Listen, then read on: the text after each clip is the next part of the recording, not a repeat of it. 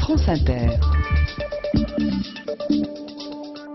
François Morel, en direct aujourd'hui d'Aix-en-Provence. Bonjour François. Bonjour. A-t-on le droit de se déguiser en fantôme en dehors de la période d'Halloween? C'est la question du jour. Les fantômes font les couvertures des quotidiens, des magazines et l'objet d'émissions de débat à la télévision. A-t-on le droit? Parce que se couvrir entièrement de la tête aux pieds le 1er novembre, histoire de rigoler, c'est autorisé, mais tous les jours, est-ce envisageable? Ne risque-t-on pas de perdre le bénéfice de l'exceptionnel si Halloween a lieu tous les jours? Si. Forcément.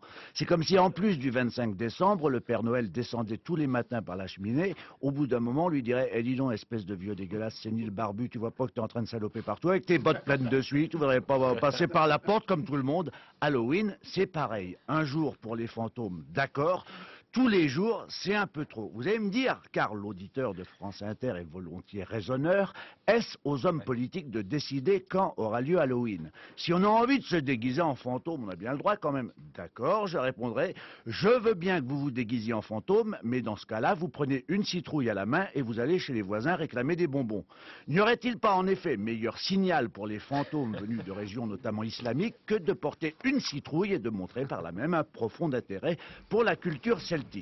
L'auditeur de France Inter, particulièrement ergoteur ce matin, m'objectera qu'il n'est pas possible de trouver des citrouilles toute l'année, puisque la citrouille, plante annuelle appartenant au genre Cucurbita, est quasiment introuvable à Rungis un matin de printemps. Je répondrai à mon auditeur de France Inter, qui est bien gentil, mais si ça ne le dérange pas, c'est moi qui fais ma chronique, que s'il a absolument besoin de s'exprimer, il écrit comme tout le monde son blog, que de toute façon personne ne lira, puisque chacun est occupé à écrire le sien.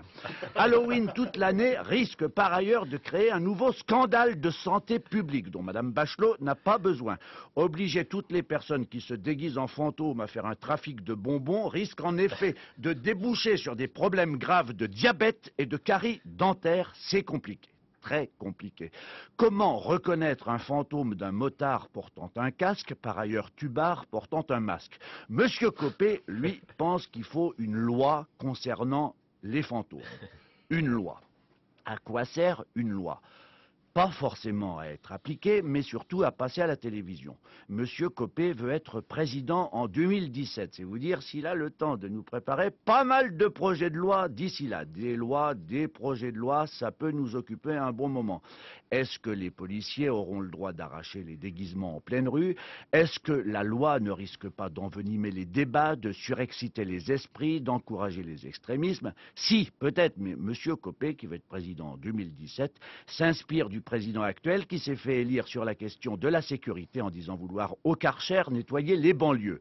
Le président a été élu, le problème des banlieues reste entier, l'imprécation fait office de politique. La semaine dernière, Fadela Amara a réutilisé l'image des Karcher. C'est vrai que quand on a un symbole aussi fin, c'est bête de ne pas s'en resservir avant les élections régionales. L'autre jour, à la télévision, M. Copé, justement, s'est retrouvé face à un fantôme de sexe féminin. Remarquez que les fantômes, en ce moment, sont toujours de sexe féminin. Ardisson faisait mine de demander si c'était bien d'autoriser ces fantômes dans des lieux publics. Il y répondait dans les faits, puisqu'il avait lui-même invité un fantôme à s'exprimer librement dans un studio de télévision qui est un lieu très public. Le fantôme défendait sa prison, Ardisson devait être content, il a fait de l'audimat, Copé devait être ravi, il est passé pour un grand républicain. La question des fantômes, elle, reste complexe. Nos hommes politiques sont peut-être pas les meilleurs gouvernants, mais en campagne électorale, ce sont des candidats formidables.